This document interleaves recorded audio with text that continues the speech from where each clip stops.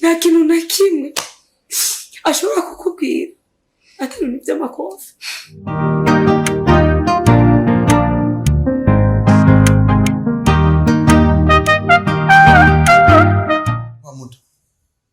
Sinumva ko ayo mahera ari ngombwa cyangwa ari ingirakamaro ko muyama.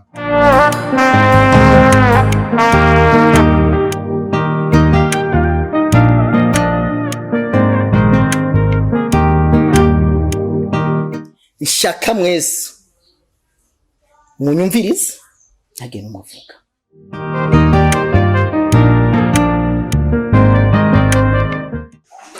Nagoma ndabamenyesha yuko ibintu byose ngiye kuvugira ngaha nta commentaire nta vyiganiro nshaka kumva.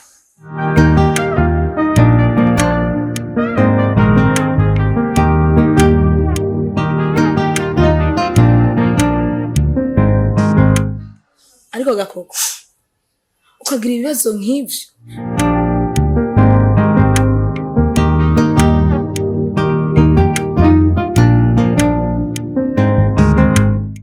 muki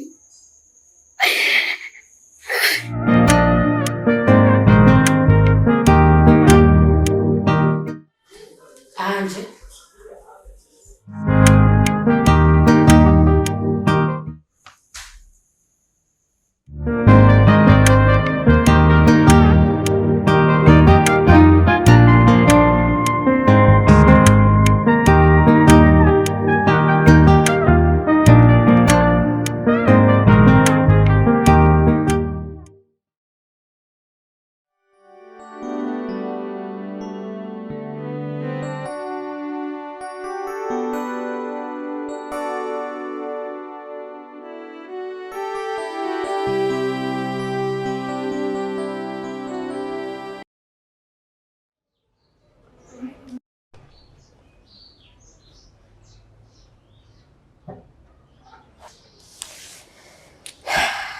abana banje nukuri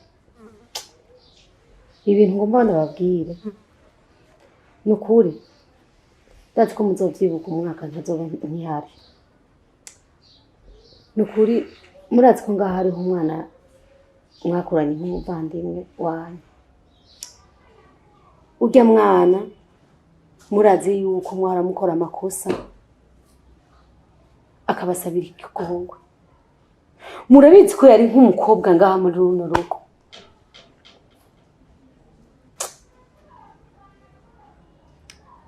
ndababwire bana banje nukuri ibi runo rugo mubona hano n'ibintu byose muzi ko dufise n'iby'iwanyu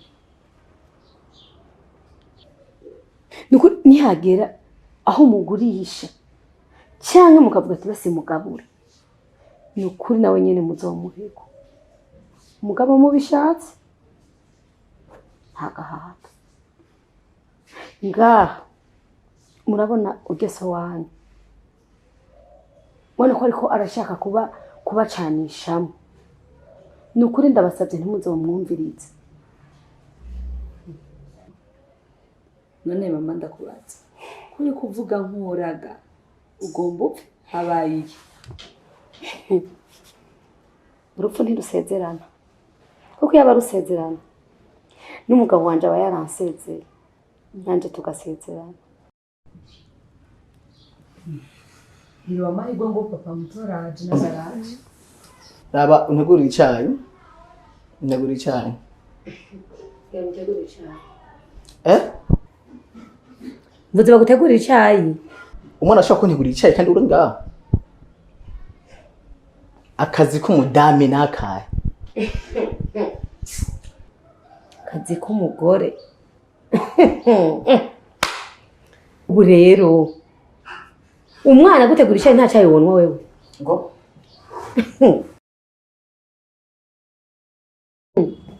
umva ubu rero wamaze kunyifatira wampimye ku munzane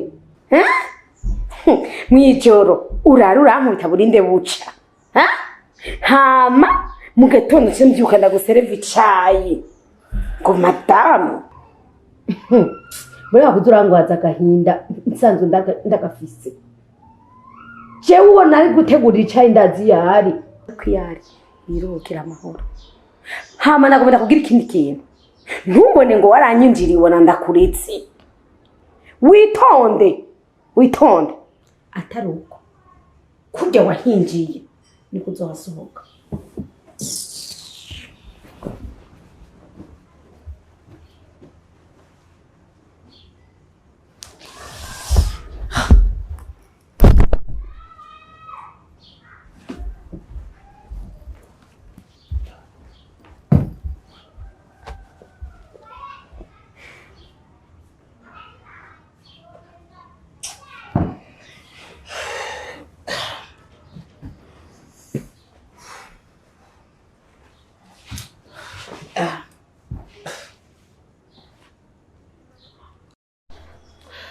Papa mdogo, ubu ibintu aho bigeze si kuguma tubifukafuka. Bisaba ko tumenera inda ku rukundo. Natari uko apana. Ubona hari ibintu bigeze. Ndakubwira kuva kare. Raba ubu mama wawe avuga yuko iyo ndiko ndamuhanura kuvya Kediong acavuga yuko ndiko ndamutuka. Ashitse ku ntabwo yo kumbwira yuko ndiko ndamukubitira imbere y'abantu. Two dushika he. Ndiko nkora ibintu kugira mwebwe muzoshobora gutera imbere. Aho rero nimwe musigaye. Kuko jewe inyungu ni wanyu. Okay, niba bimeze uko. Nta kibazo.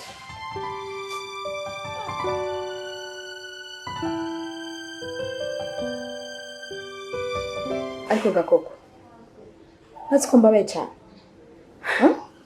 ukabwira ibibazo nk'ivyo ntutubwire twebwe mama Aisha hajya kubaka mukugereka ibuye kuri imwe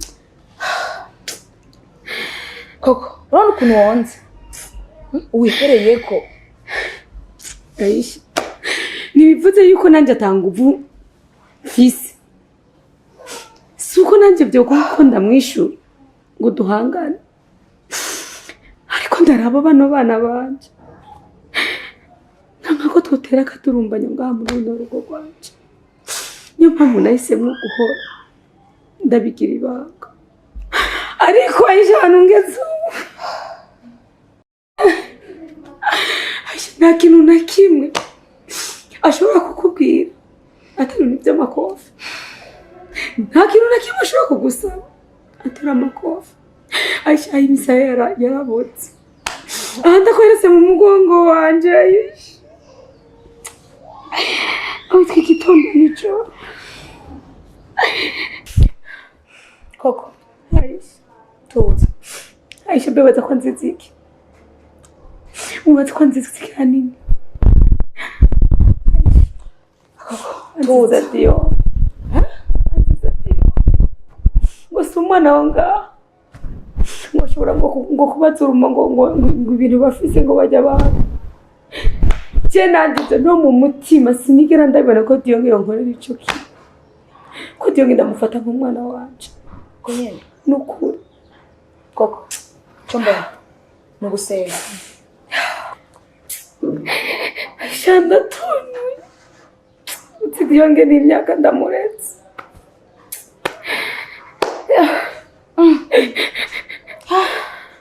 icyo mbona nugusenga ariko kandi yanga wawe akaribagira ko Dio yakurenga kuva mu mezi 2 vraiment ndaje sindanamwemera nk'umugabo wanje je ujeje unamwe wari n'umugabo wanje je cyane numva cyavuye nukurikiye yawe bikunda cyane vume ngo notuma ndamwica oya zo kwica bireke cyo mbona nugusenga kandi byose bizogenda neza ndabikwinjije nk'umugenzi kandi wihangane umutima nano wanarongasha ihangane hamwe no gusenga byose bizogenda neza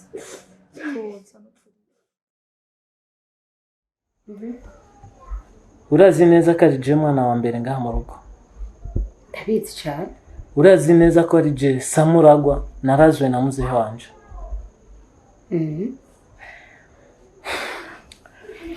Nagoma ndabamenyesha ikintu kimwe rero. Kandi ikintu ngiye kuvugira ngaha nta muntu n'umwe shaka ko aza kumvuguruza. Nta commentaire nkeneye. Nta byigane nashaka kumva. turumvikana? vuga turakumva. Okay. Aha mu rugo iwacu tuhari turi abana 5. Ariko harimo umuhungu umwe. Tumaranye imyaka myinshi. Ariko ntituzi ivyiwe iyo byazananye. Rero sasa guhera no munsi ndetse kuri no saha arakuze, arashobora kuja kubandanya ubundi buzima bwiwe akimenya atani mu muryango wacu kuko ntituzi iyo wamukuye, ivyiwe ntavyo tuzi. Igikenewe cyose turamuha, television turamuha, agenda azoza araraba yaza kwimukira, amafaranga azomufasha muri kintu kimwe cyose azoba akeneye ndayamuha. Kandi nizere ngaho nta kintu kimwe mpinduramo. Guhera no munsi nino saha yitegure utuntu twiwe. Papa mudogo cugendoza n'amafaranga ufanga sikibazo ufuza ko tumuhangana. Bon, okay. Ubuzima bwo mwino minsi buragoye. Reka dufate tumuhe 1,500,000. Ndazi aramufasha. Ndamasheke cyane. Papa mudogo wecu ufata ugende muri chambre umuhe amafaranga atekere utwiwe twose agenda. Ibyo nivyo rahananya muri uwo muryango. Kevin, burya urazi ko uyu mwana we yatangwe ngaha muri uno muryango? Uyu mwana n'ukuri ndamureze imyaka myinshi. Uyu mwana niwe yatumye namwe muboneka. Niwe mugisha wa runo rugo. Simbone ntambamye yo bihari kubyo yaho mumwirukana atiyo. Mama Jane avuze yuko atamuntu asubizamo mu ijambo navuze.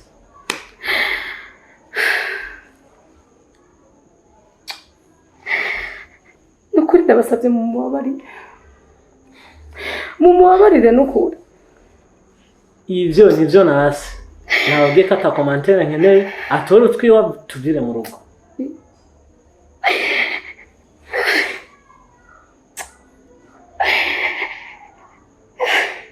Murakoze bibi nukuri.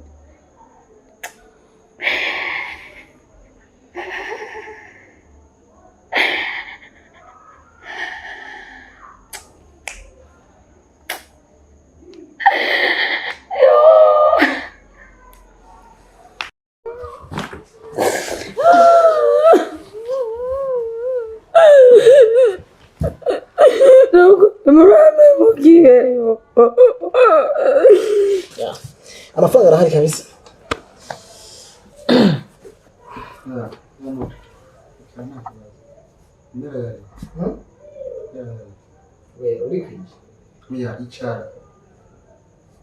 Icara nta kibazo ko kubwiye wicara gusa je nababwiye ko atakintu na kimwe mpindura. Ingingo nayifashe. Papa muda, sinumva ko ayo mahera ari ngombwa cyangwa ari ingirakamaro ko muyama. Hama Kelvin, ndagushimiye cyane ko uragaragaye kuri umuntu w'umugabo w'umushinga ntaye ashobora kuvuga ikintu akavugira ku mugaragaro. Nembaye ngaho imyaka myinshi ko ayivuze, ariko sinzi uko imyaka yose mbaye ngaha. Nembaye n'abantu nguma mbone buri mwanya ikintu gihinduka nabimenye, ariko ubu ndamenya ukuri kandi bitahuye. Yanko bivuze ndakuze kandi umwana w'umuhungu ndazi ko gutanga ubuzima bushasha, ariko nta kibazo, numva amahoro. Mwavuze ko mwanga mwompa nkagenda ntwaye, mwumva amahoro kandi ndabashimiye. Twabanye neza, haba bashikanje, haba mama, pa mudogo, petit frère, mwese twabanye neza. Ariko mama, nagumana gusaba ikintu kimwe. Ubanse biko bose bari ngaha. Basi nzofumiza ndaza kukuramutsa. Kuko wambere y'umugisha. Zeni kuramutsa bashikanje. Nico kintu cy'umwe ndabasabye. Muzoba mukoze. Nayifashe byahise.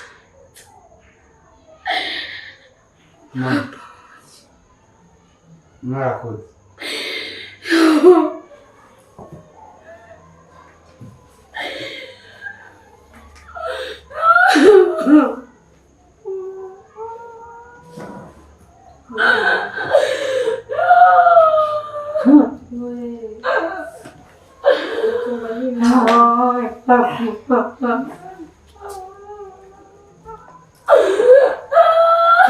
mama azotungwa n'Imana natwe turire mama n'ukuri ntuzigikomere mu mutima mama abana nibo batungwa n'Imana mama kuko Imana yari yaramurinze utaramutora ubu niko izomurinda hagiye